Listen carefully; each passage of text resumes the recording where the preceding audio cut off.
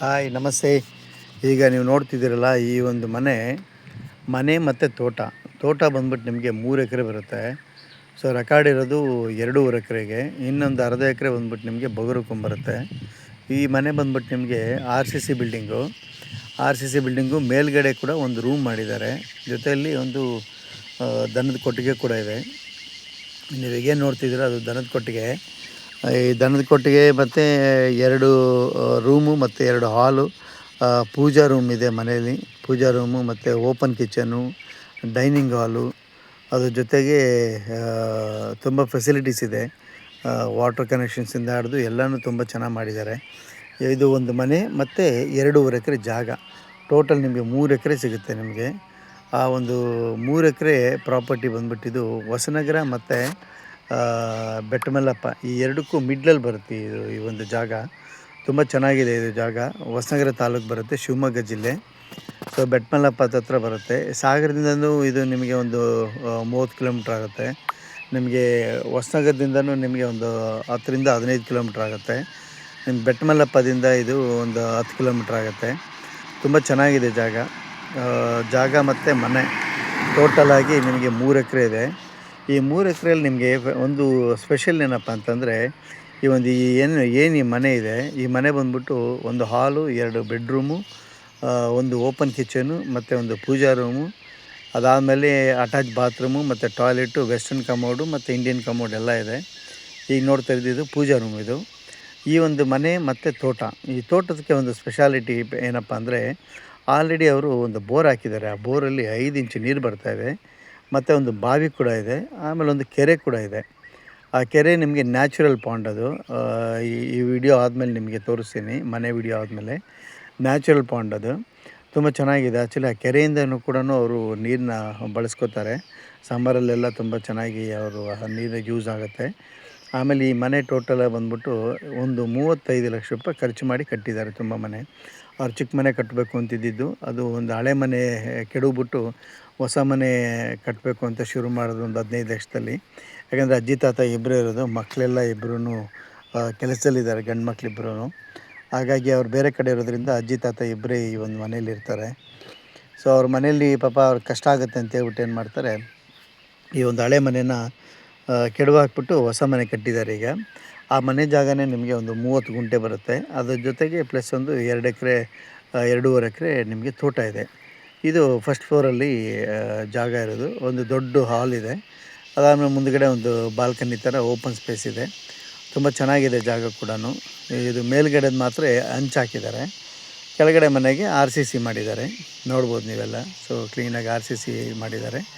ಮನೆ ಕೂಡ ಒಳ್ಳೆ ನೇಚರಲ್ಲಿದೆ, ತುಂಬ ಚೆನ್ನಾಗಿದೆ. ಆ್ಯಕ್ಚುಲಿ ನೆನ್ನೆ ಈ ಒಂದು ವಿಡಿಯೋ ಮಾಡಬೇಕಾದ್ರೆ ಮಳೆ ಬರ್ತಾಯಿತ್ತು, ಆದರೂ ಕೂಡ ತುಂಬ ಚೆನ್ನಾಗಿತ್ತು. ಇದು ಹೊರಗಡೆಯಿಂದ ಜಾಗ. ಆಮೇಲೆ ಇದೊಂದು ಹಿಂಗೆ ಸ್ಟ್ರೈಟ್ ಹೋದರೆ ಏನಾಗುತ್ತೆ, ಈ ಒಂದು ಜಾಗದಲ್ಲಿ ಇದೊಂದು ಕೆರೆ ಬರುತ್ತೆ, ನ್ಯಾಚುರಲ್ ಪಾಂಡ್. ಇದು ಇವ್ರಿಗೋಸ್ಕರನೇ ಯೂಸ್ ಮಾಡ್ಕೋತಾರೆ. ತುಂಬ ಚೆನ್ನಾಗಿದೆ ಕೆರೆ ಕೂಡ. ಈ ಕೆರೆ ಕಂಪ್ಲೀಟಾಗಿ ತುಂಬ ನೀರು ಸ್ಟೋರ್ ಆಗುತ್ತೆ. ಬೇಸಿಗೆಯಲ್ಲೆಲ್ಲ ಈ ತೋಟಕ್ಕೆ ತುಂಬಾ ನೀರಿಗೆ ಹೆಲ್ಪ್ ಆಗುತ್ತೆ. ಮತ್ತು ಜೊತೆಗೆ ಅದು ಕೃಷಿ ಹೊಂಡ ತೆಗೆದಿದ್ದಾರೆ. ಒಂದು ಆಲ್ಮೋಸ್ಟ್ ಒಂದು 20 ವರ್ಷ ಆಗಿದೆ.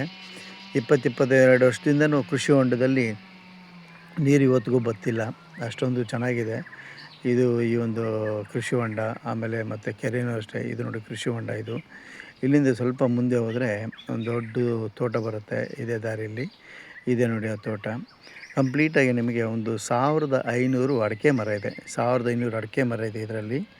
ಅದು ಸಾಲದಿದ್ದಕ್ಕೆ 1500 ಅಡಿಕೆ ಮರ, ಅದ್ರ ಜೊತೆಗೆ ಒಂದು 50 ತೆಂಗಿನ ಮರ, ಫಸಲು ಬರೋ ತೆಂಗಿನ ಮರ, ಒಂದು 200 ಕಾಫಿ ಗಿಡ ಇದೆ, ಒಂದು 100 ಏಲಕ್ಕಿ ಗಿಡ ಇದೆ.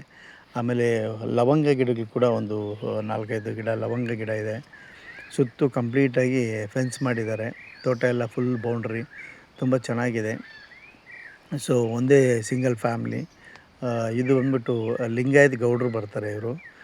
ಗೌಡ್ರ ಫ್ಯಾಮ್ಲಿ ಅಂತಲೇ ಕರೀತಾರೆ. ಆ ಏರಿಯಾದಲ್ಲಿ ಲಿಂಗಾಯತ್ ಗೌಡರು ಬರ್ತಾರೆ ಇವರು. ಜನರಲ್ ಕ್ಯಾಸ್ಟು, ಪಿತ್ರಾಜಿತ ಆಸ್ತಿ. ಇದು ಬಂದ್ಬಿಟ್ಟು ಆಲ್ಮೋಸ್ಟು ಸುಮಾರು ವರ್ಷಗಳಿಂದನೂ ಈ ಒಂದು ತೋಟದಲ್ಲಿ ಅಡಿಕೆ ಮತ್ತು ತೆಂಗು ಇದೆಲ್ಲ ಬೆಳೀತಿದ್ದಾರೆ. ಇದರಲ್ಲಿ ನಿಮಗೆ ಎಲ್ಲ ಜಾತಿಯ ಬಾಳೆ ಗಿಡ ಮತ್ತು ಕಾಫಿ, ಆಮೇಲೆ ಕಾಳುಮೆಣಸು, ಅದ್ರ ಜೊತೆಗೆ ಲವಂಗ ಮತ್ತು ಕಾಫಿ, ಏಲಕ್ಕಿ, ಆಮೇಲೆ ಅಡಿಕೆ ಇದಿಷ್ಟು ಕಂಪ್ಲೀಟಾಗಿ ಈ ತೋಟದಲ್ಲಿ ನೀವು ನೋಡ್ಬೋದು. ತುಂಬ ಚೆನ್ನಾಗಿದೆ. ಆಮೇಲೆ ತುಂಬ ಚೆನ್ನಾಗಿ ಫಸಲು ಬರ್ತಾಯಿದೆ. ಒಳ್ಳೆಯ ಆದಾಯ ಕೂಡ ಬರ್ತಾಯಿದೆ ಈ ಒಂದು ತೋಟದಲ್ಲಿ. ಈ ಒಂದು ತೋಟ ಮತ್ತು ಮನೆ ಎಲ್ಲ ಸೇರಿ ಟೋಟಲ್ 3 ಎಕರೆ ಬರುತ್ತೆ. ನೀರಾವರಿ ಜಾಗ. ಅದೊಂದು ಬೋರ್ ಹಾಕಿದ್ದಾರೆ, ಅದರಲ್ಲೂ ಕೂಡ 5 ಇಂಚ್ ನೀರು ಬರ್ತಾಯಿದೆ. ತುಂಬ ಚೆನ್ನಾಗಿದೆ ಅದು ಕೂಡ. ಆಮೇಲೆ ಒಂದು ಬಾವಿ ಇದೆ, ಒಂದು ಬಾವಿ ಕೂಡ ಇದು ಮಾಡ್ತಿದ್ದಾರೆ. ಮತ್ತು ಒಂದು ಕೆರೆ ಇದೆ, ಅದ್ರ ಜೊತೆಗೆ ಒಂದು ಕೃಷಿ ಹೊಂಡ ಕೂಡ ಮಾಡಿದ್ದಾರೆ.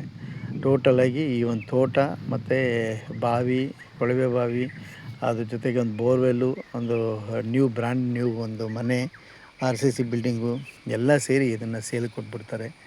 ಈ ಪ್ರಾಪರ್ಟಿ ವರ್ತ್ ಬಂದ್ಬಿಟ್ಟು ಅವ್ರು ಹೇಳ್ತಿರೋದು ಕಂಪ್ಲೀಟಾಗಿ ನಿಮಗೆ 1,70,00,000 ಹೇಳ್ತಾರೆ.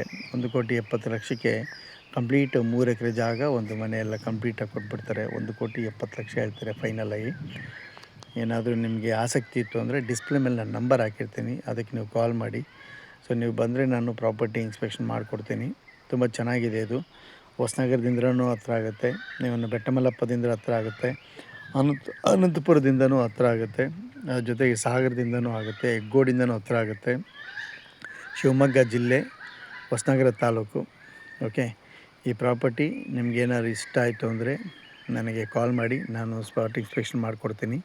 ತುಂಬ ಚೆನ್ನಾಗಿದೆ ಪ್ರಾಪರ್ಟಿ.